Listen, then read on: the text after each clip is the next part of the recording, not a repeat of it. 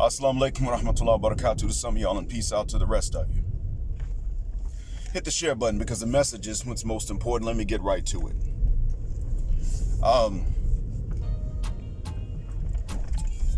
Shout out to Pink Book Lessons and to Rob Truth or Raw Truth, whichever one the name is, that sent this out to her.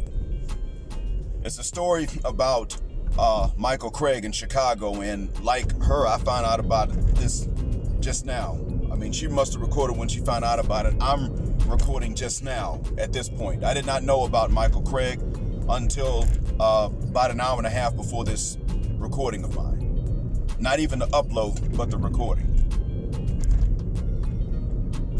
I was unaware of this, but Michael Craig, 61 years old, called 911 in Chicago because his wife of 32 years was holding a butcher knife to him. At the time he called 911, he told the dispatcher that she was holding the butcher knife to his neck and that one of his kids was at home, the other one was at school, so the one at home could see what was going on. And the dispatcher sounded a bit dismissive and incredulous. She didn't seem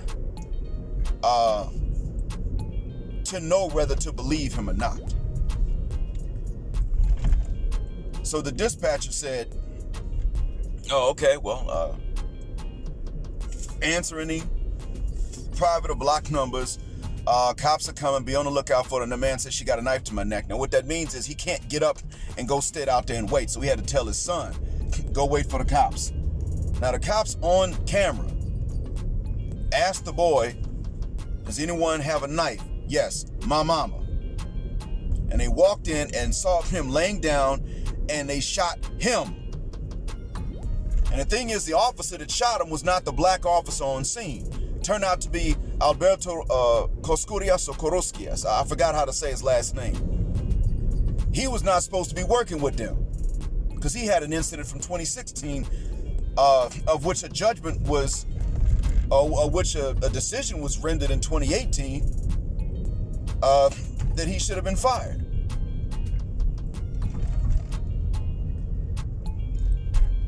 So here you got two black men, no, three, that are now going to be traumatized by some or dead. Michael Craig is dead. He got shot. The officer held a taser in one hand and a gun in the other and shot him while he was being held down with more than one stab wound already. They grabbed up his wife, who outweighed him by 15 pounds. We might need to have a talk about this. That's another thing. I'm starting to agree with Edward Allen Anderson about this one. First, I didn't really have much of an opinion, but now I'm starting to agree with him. And I ain't gonna front. I'll tolerate being outweighed a little bit by a non-American, really a non-Western woman. I admit that freely. You come from the West, I better outweigh you. And it's not because I want to physically harm you or be a threat, but it's mostly just because, let's be honest, if I don't outweigh you and you're a Western woman and I was single, would you even know how to treat me? All the way to find that out is to be outweighed. And I'm a normal weight for my height. And when I think about it, I've only once outweighed, there was one time I outweighed her, clearly. I've been close in weight to them, and there was another time I outweighed, that was my first wife, and well, y'all saw how that worked out.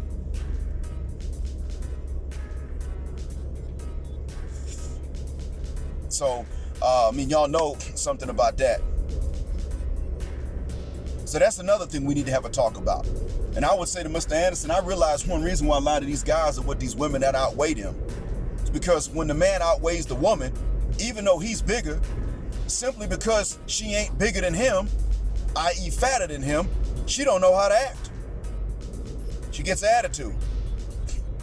Just simply not being overweight gives many Western women an attitude problem. That's another thing. Hell, when you see how this happened, Michael Craig got pinned down by his wife with a butcher knife and stabbed, and this was the second time he'd been stabbed. he took her back to keep the family together. That's what he told his family. This hadn't happened just once. It's happened more than once. And this time he wound up being stabbed and then shot. So his son is traumatized by the loss of a dad. His wife ain't been arrested for stabbing him. And the black officer that did not shoot him is the one that's on the report. Because the non-black officer, maybe from the video, he's not black. Alberto, that did shoot him, ain't even on the report.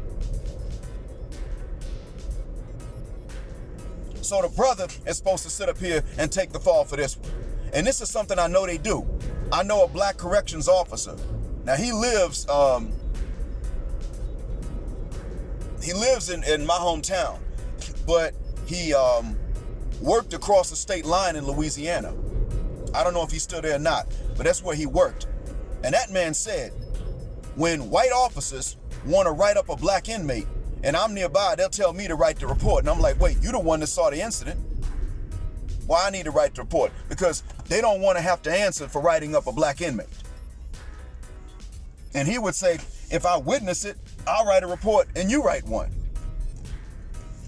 But if I don't witness it, I'm not supposed to be the one writing the report, even if I'm just there and you're the one that responded to it. If I didn't have the authority to intervene, I don't write the report. And this is a very difficult thing for him to get his white colleagues to understand. Stop asking me to write these furthermucking reports and you don't want me to intervene in the situation when you're doing it.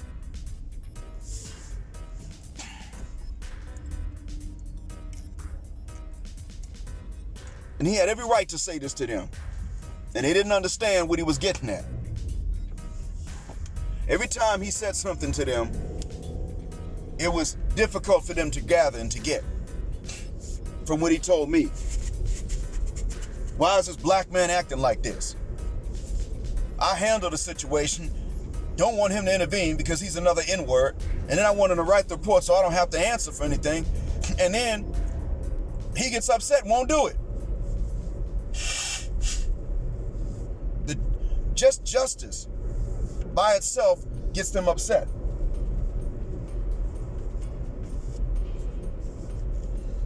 So this is what's going on there. I know that this is what happens. This is commonplace. There's more.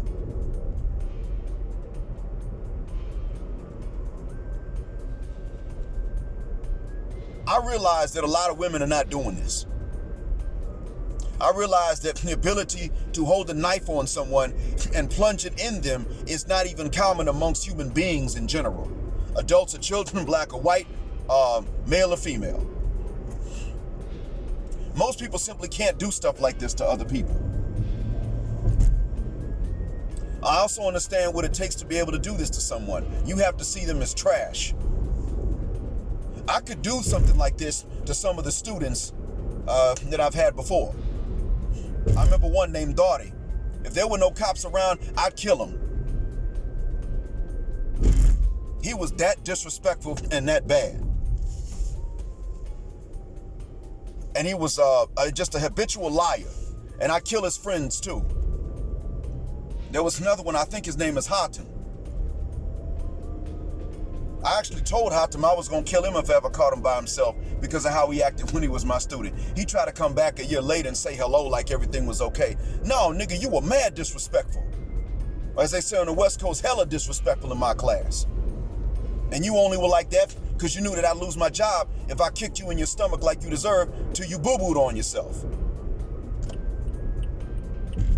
But I look at them as subhuman bastards. They actually deserve this sort of thing. That's what I'm getting at. I'm not bragging. I've never broken any laws. But what I'm getting at is that in order to do this, I have to see them a particular way. I had another one named Shine. That boy was something else. He was quiet in class till he showed up one day at the university to take a test, but he was in a police car and he got out in handcuffs.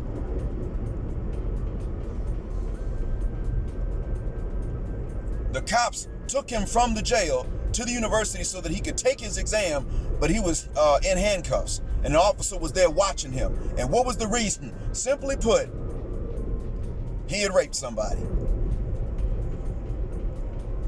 Now, his trial date had not yet been set, so he was not yet a convict, but he had been arrested because he'd been reported for it.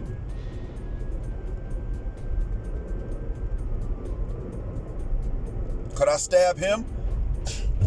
You got witnesses that that's what happened? Yup. Most people can't do stuff like this. Sisters that are listening, if you chose to listen, understand that I realize many of you would not do something like this. But just like you say that men enable stuff, even though a lot of times we're just not involved, good or bad, understand that if a woman does this, anytime you sit up and you say, not so much why did she do it, but what did he do? And you would not say this when a man stabs a woman. You wouldn't say this if a man even so much as slapped a woman, not in the face, but on her butt. And you would never ask that question, what did she do? Even if she cheated, even if she committed paternity fraud and he found out. If you would not ask that question when the roles are reversed, but you would ask that question in this situation, that's exactly what these violent women count on. They rely on knowledge that someone somewhere is going to see it their way. Centoya Brown is out of prison now after killing a man, telling her boyfriend or somebody else he's a lick. We finna hit up a lick. And then she comes up with a self-defense story. And I don't know how true it is. I wasn't there. But there was no mention of this. But there was mention between her and somebody else of a plan to rob this dude.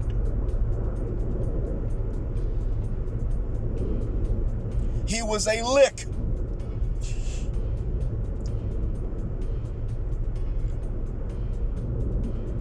There's sympathy that is not there for men, even when men are victims of violence.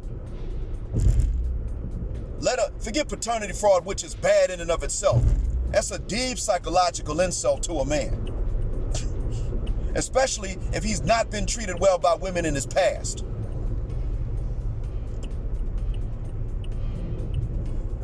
It's a deep psychological insult. If women can sit up and snap because men use them for them draws and then don't call them after that, well, and that's not a crime, but it can drive women to snap, and you'd understand, okay, well, imagine that you got men who they get stood up on dates, never really get treated well by women. And then later on, when they finally have a family, then they find out that the children ain't theirs. And they raising every single one of them babies. And ain't not one of them babies theirs. If it's not okay for him to snap and lynch her, then it's not okay not only for women to do stuff like this to men, stabbing them, but it's also not okay for women to ask why a woman did something like this outside of self-defense to a man. Many of you would not do these things. You would simply ask the questions and cast the doubt, and you would do her public relations work for her. And as I've stated before, when my students that are bad get to cheating and I catch them, I usually have to flip a table over to silence my good students from trying to protect them. Well, they don't speak any English, doctor. Yeah, well, that's their fault. This ain't no ABC 1, 2, 3 class. This is university level English. You were supposed to learn it in middle school. You're supposed to learn it in high school. And now I'm getting the crop of kids who were supposed to start learning it in elementary. Why are you sitting in my class with the inability to say one sentence in English? You ain't got to be fluent. But no English? What you doing here? How'd you get this far? Go ask him that. Don't defend him from me. Defend me from him. Go and tell that little rat bastard better one. Hey, man, Professor Black was supposed to write that report on you. You cheating bastard. Asking him stupid questions. Assalamu alaikum, Captain. Shlonak. Alhamdulillah. So I had to speak to the guard right quick. Had to show the vaccination proof. So yeah, I have to tell him before. And this is what I want the ladies who don't mean men any harm to understand, if you really don't mean men any harm. And there are those of you that understand this so far. And you'll tell women, you know, you defending yourself, that's one thing, but what about when you ain't defending yourself? She had a knife to this man's neck, and everybody that knew him said that he was not violent. She had stabbed him before. Somewhere down the line, sisters have gotten this idea that that type of stuff and behavior is okay and even normal, and men should expect it. This is what's going on now. It's in the black community, and truth be told, I've come to realize that the white community will be influenced by us in whatever way is convenient for them. And since it's convenient for white women to take this influence from sisters, some of them will do the same thing. I want y'all to keep that in mind too. Oh yeah, and there's more than this. She obviously held the phone for him to call 911. Or, yeah, she probably held the phone. She had a knife to his neck from what he said. The boy confirmed it. His son, who's now orphaned. The cops saw that when they got there. Still shot him. You know what that was? She wanted him to call 911. This way, she could keep the knife on him. Instead of focusing on a conversation with a cop and holding a knife on him at the same time, she wanted him to call 911. It wouldn't sound believable. She got a knife to my neck. Yeah, she knew what she was doing. She was doing exactly what some of these white women have done when they get caught on camera trying to call cops on brothers.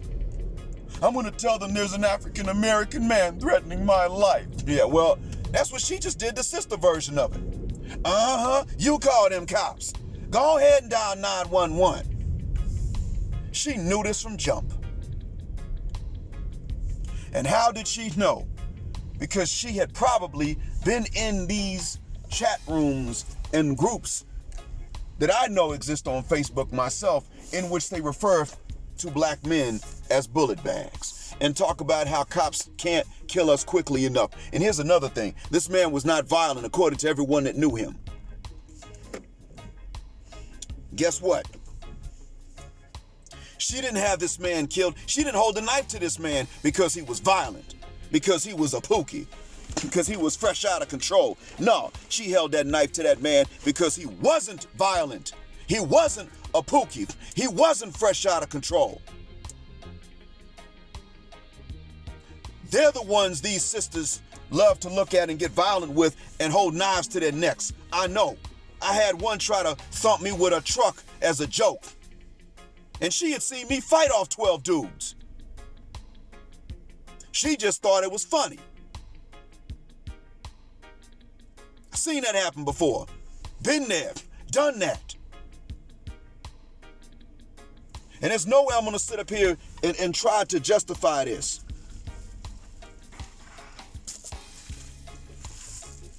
And the officer that pulled the trigger wasn't even the brother on the video. So there was the other officer. I think that brother might have known something, might have understood, and so that's why he didn't fire. Whereas the other guy was like, "Oh well, you know, I've seen enough TV to know that it's probably the guy, and she's defending herself." Pow, pow, bang, bang. And then they gonna pin it on the black officer.